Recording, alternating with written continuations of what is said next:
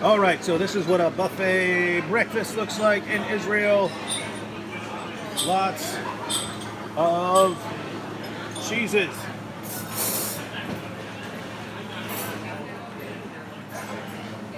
Green. More cheese. Cheese. Olive cheese.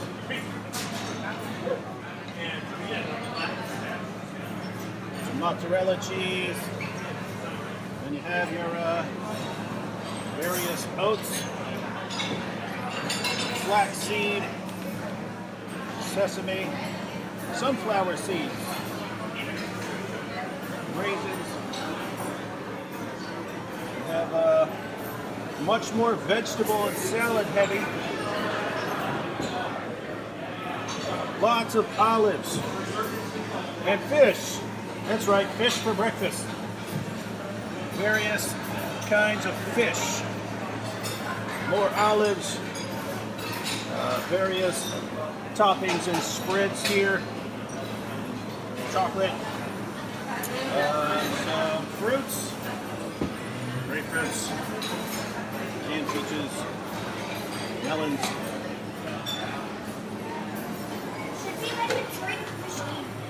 And you guys know what those are in America? Eggs. Don't know what that is. Ravioli. Ravioli for breakfast. And way more vegetables. Lots of salad for breakfast. Paul Copan getting, what are you getting? I'm getting a latte, so, but just a little bit of it, not a latte. Hey, look, we got Tim Stratton here. This is how I eat every Look day. at this dude. It's all like nuts and raisins and stuff. That's how you stay in shape, ladies and gentlemen, but it doesn't help your hair. No. Wait, he's got pancakes Oh, too. thank you. And that is what Brett Kunkel is eating. I got an egg. He's got an Protein.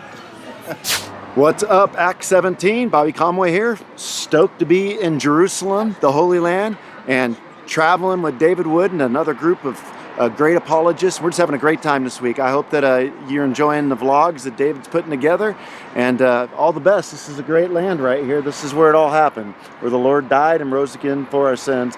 And be praying for David, because he makes us a little bit nervous being in the Holy Land. We don't know what kind of trouble we're going to get into, so we're just kind of hoping that we'll be safe. You know, he stirs things up. So good to be here, though. Bless you. Well, this is the view from the Mount of Olives.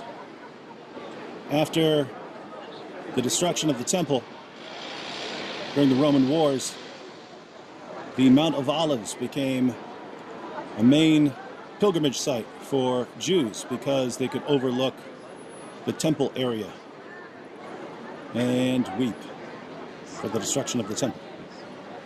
All right, let me just give you an idea of the terrain. So this is the Dome of the Rock, and this was the site of Israel's ancient temple. So Solomon would have built a temple on that location, and later temples were built there as well. It was eventually destroyed by the Romans.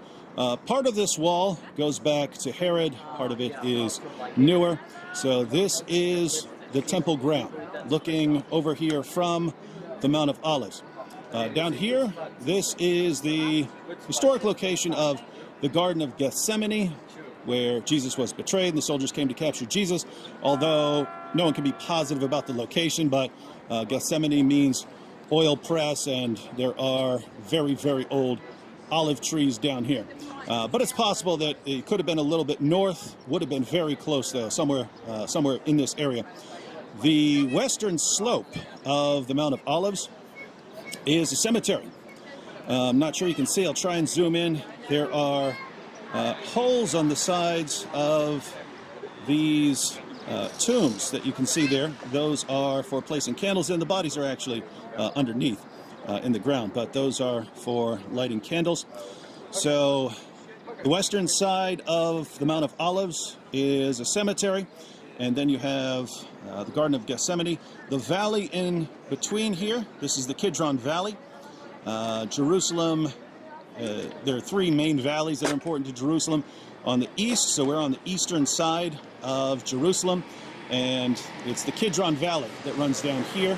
And then there's another valley sort of in the middle of Jerusalem, and then there's one on the west.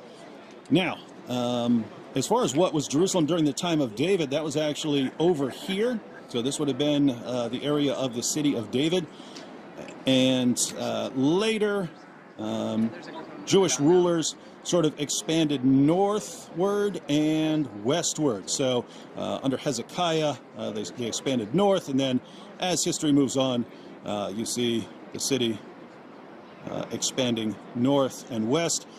Didn't really expand east until much more recently. So the Kidron Valley is the classic boundary of Jerusalem. Now, let me see if I can get it here. So that's the Dome of the Rock. And if you look past it to where you have these other dark domes back there, see right there, that is the Church of the Holy Sepulchre, which we'll be visiting. All right, now you know the geography. Lots and lots of people buried here on the Mount of Olives. This is an example of a 1st century BC Jewish tomb. So this would have been a cave, but the top has eroded off so that it's actually open now. But you see the different parts. There would be some sort of raised area for preparing the body. Then they would put the body in one of these openings and leave it for a year. And then they would come back and collect the bones and have those together in a spot. And so this is an early example of what tombs were like if you had a lot of money.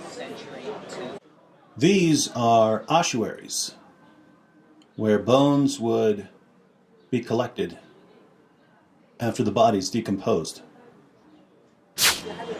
This is the main proposed location of the Garden of Gethsemane. Some of the olive trees here have been carbon dated at around 9 to 10 centuries old, and at least one is claimed to be around 2,000 years old. See these offshoots inside of an olive tree? You can cut these off, and as long as you get some of the root, you can actually plant those and it becomes an olive tree. The Garden of Gethsemane.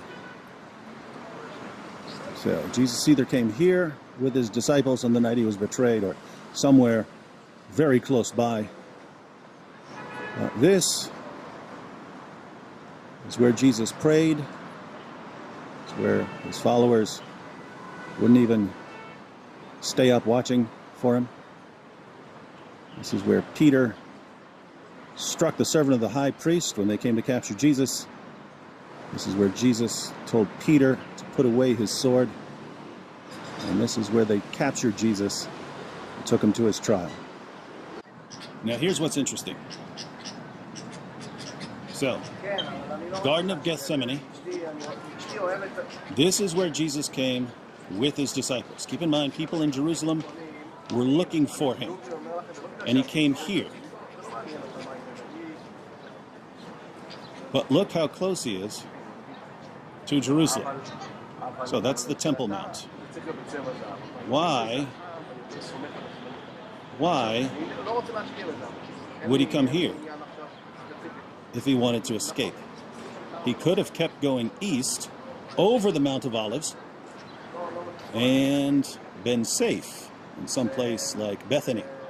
Why did he stop here? Seems that he wanted a little extra time with his followers. He wanted time to pray. But he also knew that they had to find him.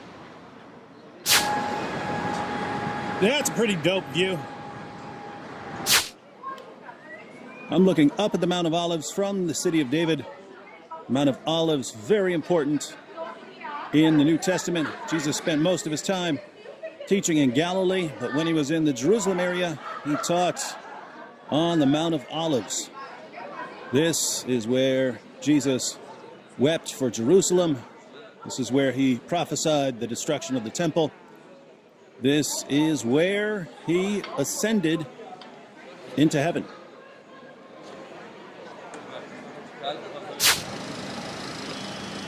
Finally, I'm getting the proper respect.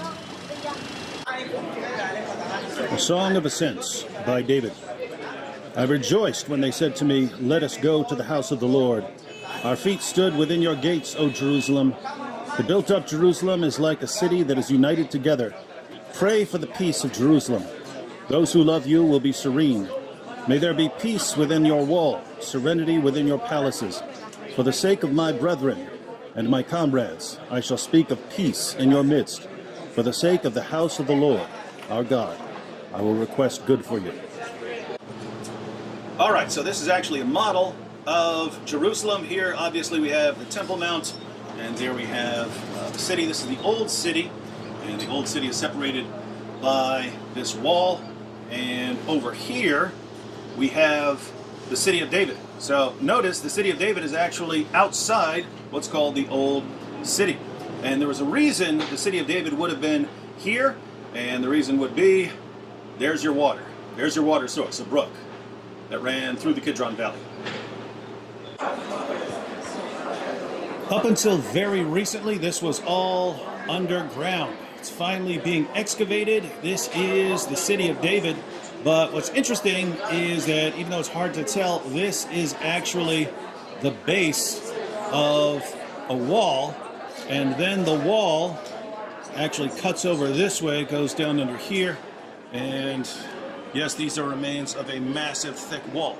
So if you have a wall going this way, and then it cuts over that way, you have a corner of a massively important building. And the going suggestion is that this was such a massive building that it was the palace of King David. And this is dated to 10th century BC, so the time frame would work.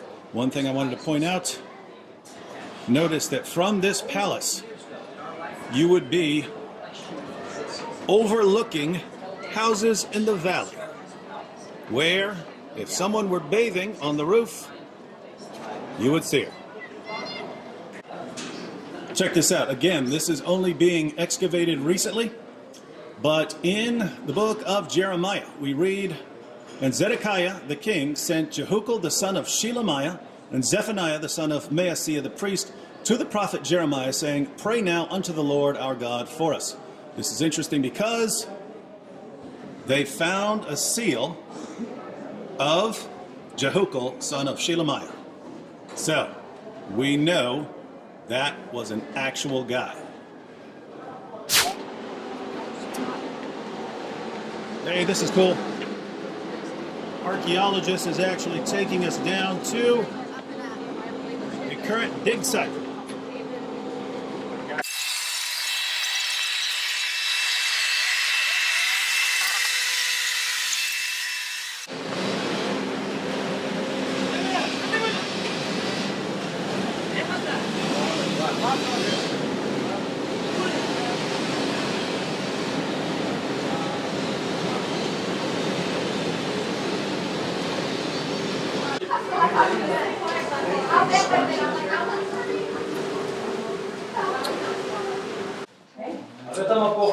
This tunnel, if you go all the way down, goes to the Pool of Siloam, which is where Jews would perform ceremonial washings before heading up to the temple.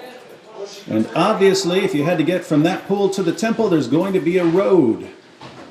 And this is a 2,000-year-old road. So way behind me is a tunnel leading to the Pool of Siloam, and we are on a very old road heading out of here. Now above us, apartments and roads. So this is all being dug underneath, which is why you have all these supports. These have to be installed so that things don't start collapsing. So this was the road, and here was an actual sort of podium beside the road for making announcements. This originally had a palm tree growing on it, and the person who's standing with the palm tree, you knew that you were supposed to listen to the message that this person was conveying. This is what you find if you dig under a parking lot in Jerusalem.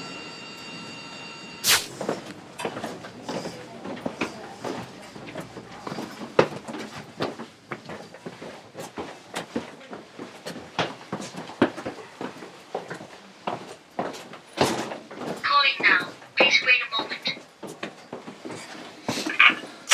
The door is unlocked. Please hold the door for the people behind you. יש שם כפתור בצד שמאל. למה? להחזיק את הדלת?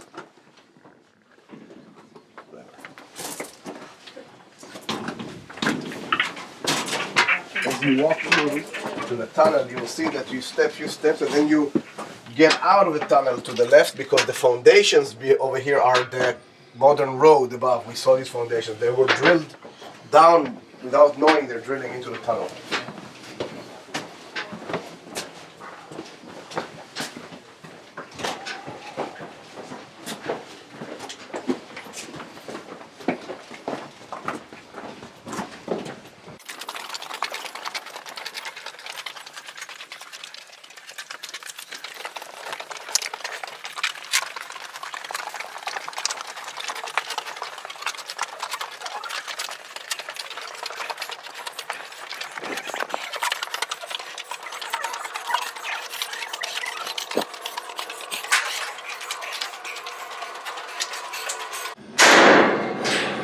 Tell you something if you want to do it for the camera, it might be interesting.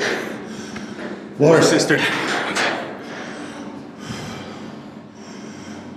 Good. So, let me tell you a crazy story for you as trying to figure out the video over here. There's a reporter, Al Qaeda reporter. Sorry, not Al Qaeda, Al Jazeera. You know Al Jazeera? Uh-huh. And he reports as if I walk in front of the camera, so he's talking to the camera and walk in the tunnel. You obviously, I mean, if you know the tunnel, you recognize it. And he's telling to the people that he's reporting to that this is a tunnel that the Jews have dug under Al-Aqsa to be able to explode it or to to damage it. Now it's ridiculous because we're not even close to Temple Mount. We cannot go under Temple Mount. All the tunnels that are existing under Temple Mount from the time of Herod are blocked by the Israeli police with sensors and big concrete blocks, so no one will be able to go and do anything.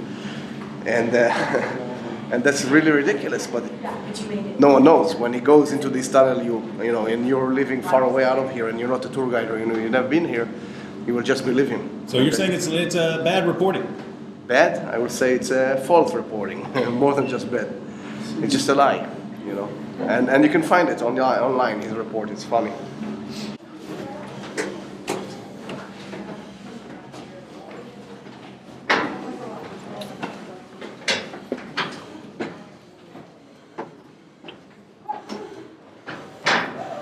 Oh.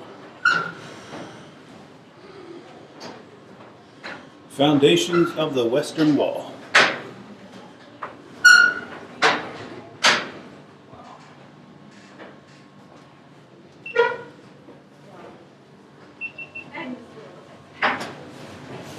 How old are these rocks? 2000. This is the Western Wall. So this is Herod, right? Herod, or maybe finished after him, but he's the one who started the project, established it.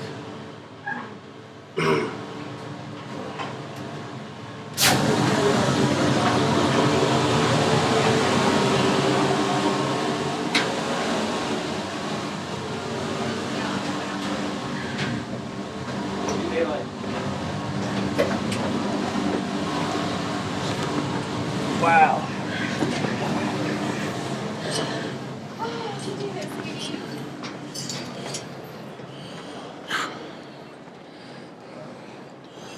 All right, so we were just looking at the foundations of that. All right. So we just came from underground there. That is the western wall. That's the southern wall. Currently, but what we're looking at underground is really old. This pile of stones has been unmoved since the Romans tore this down. This is the western wall. You see those bushes? Recently, this was all underground. It's excavations that uncovered all of this. Now here's what's interesting. See this? See these structures jutting out? This used to be one side of an arch, and where it starts angling out, the arch would have went up this way and come down on this side. No more. It's destroyed 70 AD. So this is the southern side of the Temple Mount. And that is supposed to be silver. It's turned black. All right, so you have that. And you go through this. And it continues. It's all the southern end. This is the basement window of the Al-Aqsa Mosque. And you can see a Muslim in there reading. So if we zoom out a little, we see this black dome, which is supposed to be silver, but it's turned black. Lots of times the entire temple area will be referred to as the Al-Aqsa Mosque. The mosque proper is here. Then there's the Dome of the Rock, that's with the gold dome, and that's more of a shrine than a mosque. This is the southern end of the Temple Mount, and you can see 3 arches that have been filled in here. Now, those arches were after the time of Jesus, and then they were filled in still later. But this was the location of the gate called Beautiful. And Jesus would have entered Jerusalem through this gate. Now these steps are modern, but Jesus would have walked up here and entered the temple area through a gate that used to be here. So we are standing where Jesus once stood.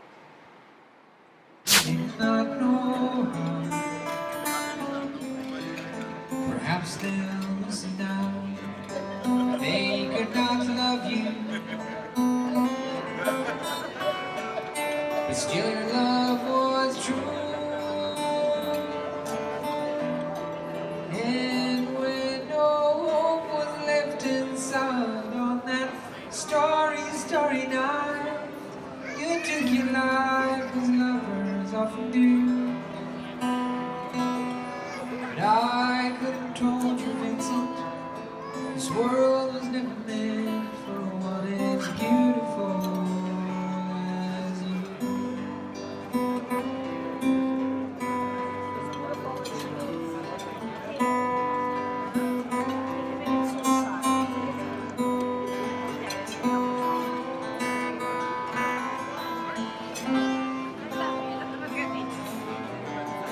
Guys singing Vincent here in Jerusalem.